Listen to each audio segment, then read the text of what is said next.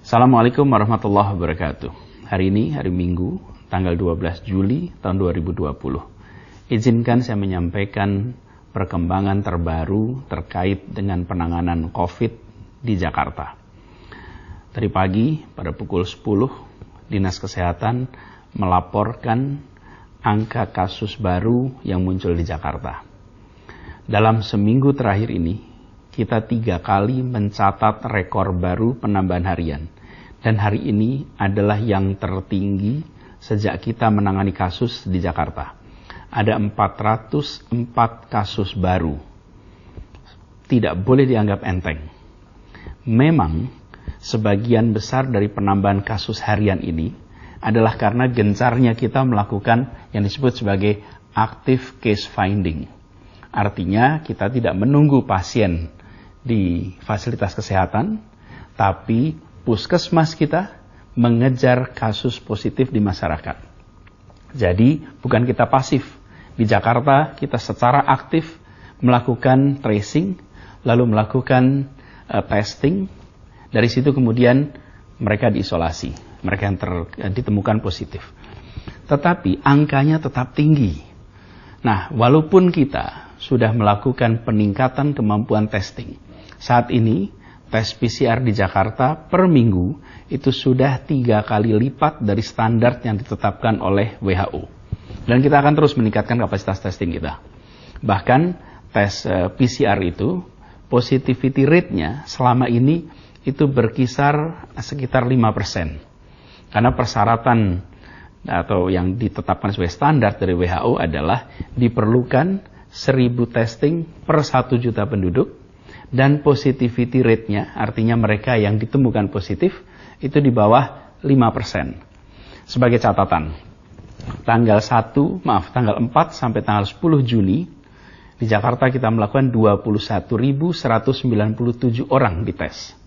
Dan positivity rate-nya 4,4%. Lalu, tanggal 11 sampai 17 Juni, 27.091 orang dites.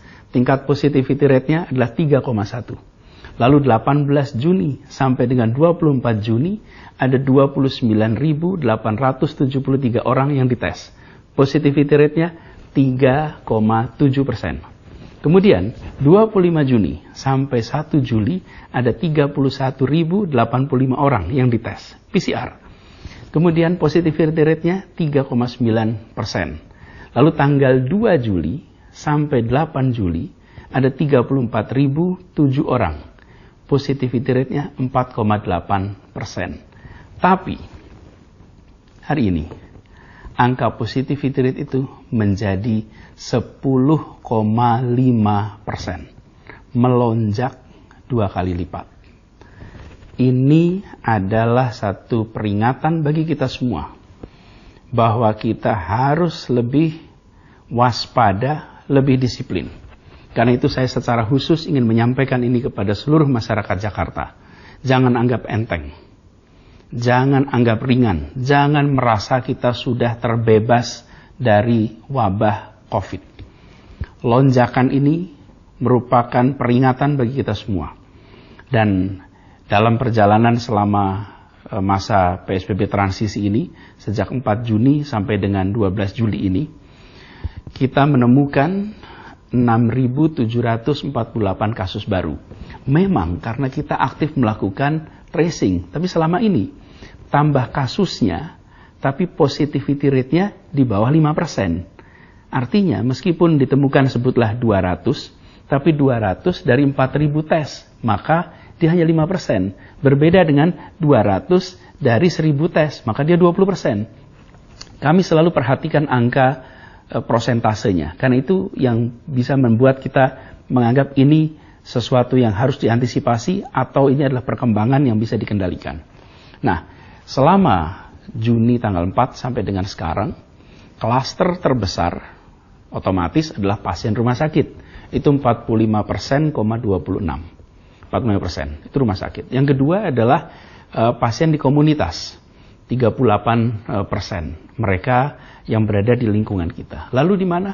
Di pasar. Pasar itu 6,8%. Dan pekerja migran Indonesia itu 5,8%. Sisanya dari perkantoran. Tapi saya perlu ingatkan pada semua, 66% dari yang kita temukan adalah OTG, orang tanpa gejala. Orang yang dia tidak sadar bahwa dia sudah terekspos. Artinya, kalau saja mereka tidak kami datangi, tim puskesmas tidak melakukan testing, barangkali yang bersangkutan tidak pernah merasa bahwa positif. Dia membawa virus COVID. Inilah sebabnya mengapa kita harus ekstra hati-hati. Berbeda kalau yang positif kita temukan adalah yang sakit, yang datang ke rumah sakit, datang ke puskesmas, tidak. Ini 66% adalah orang yang kita temukan karena kita melakukan testing. Jadi, saya ingin mengingatkan pada semua warga Jakarta, harus ekstra hati-hati. Jangan anggap enteng, jangan merasa kita sudah bebas dari COVID. Karena nanti, kalau kondisi ini berlangsung terus, bukan tidak mungkin kita akan kembali ke situasi sebelum ini. Karena itulah saya ingin ingatkan pada semuanya. Ada titik-titik yang harus diwaspadai. Pertama, yang paling harus kita hati-hati adalah tempat transportasi umum. Di situ ada situasi di mana menjaga jarak itu seringkali sulit. Yang kedua, adalah di pasar. Kondisi di pasar seringkali membuat interaksi itu jadi pendek. Pastikan bahwa semuanya disiplin. Kita pun melakukan pengawasan pemantauan. Ada lebih dari 300 pasar, 153 di bawah Pemprov DKI, kemudian sisanya adalah pasar rakyat. Harus hati-hati. Kemudian saya ingatkan kepada semuanya, hal yang paling sederhana, nomor 1, pakai masker. Memakai masker di mana saja, kapan saja, dalam aktivitas apa saja. Yang kedua, jaga jarak aman. 1 meter adalah jarak aman. Lalu yang ketiga, mencuci tangan dengan sabun. Pastikan ini terjadi. Lalu, dalam aktivitas apapun, pastikan ruangan tempat Anda berkegiatan, tempat kita berkegiatan, tidak boleh lebih dari kapasitas 50%. Dan yang paling penting dari semuanya, jangan ragu untuk mengingatkan siapapun, kapanpun, dimanapun. Ingatkan, tegur, bila ada yang tidak pakai masker, bila ada yang tidak jaga jarak, bila ruangan lebih dari 50% kapasitas, bila tidak melakukan cuci tangan. Jadi jangan anggap ini sekedar urusan pemerintah, bukan urusan kita semua. Ini adalah kita mencegah untuk tidak terjadi penularan pada kita semua. Karena itu khusus hari ini, Jakarta mengalami lonjakan kasus tertinggi. Saya ingatkan kepada semua, jangan sampai situasi ini jalan terus sehingga kita harus menarik rem darurat atau emergency brake. Bila itu terjadi, maka kita semua harus kembali dalam rumah. Kegiatan perekonomian terhenti, kegiatan keagamaan terhenti, kegiatan sosial terhenti. Kita semua yang akan merasakan kerepotannya bila situasi ini berjalan terus. Karena itu saya ingatkan pada semua, kebijakan kita, dan saya rasa ini kita semua, menomorsatukan keselamatan. Keselamatan. Jangan sampai kita anggap enteng. Mari kita jaga keselamatan kita semua. Mari kita disiplin. Mari kita ingatkan satu sama lain. Insya Allah angka ini besok-besok akan bisa menurun dan Jakarta kembali dalam kendali. Mari kita sama-sama ikhtiarkan sebagai tanggung jawab kita semua. Demikian penjelasan dari saya. Semoga Allah Subhanahu wa taala merahmati kota Jakarta dan semoga Allah Subhanahu wa taala melindungi kita semua.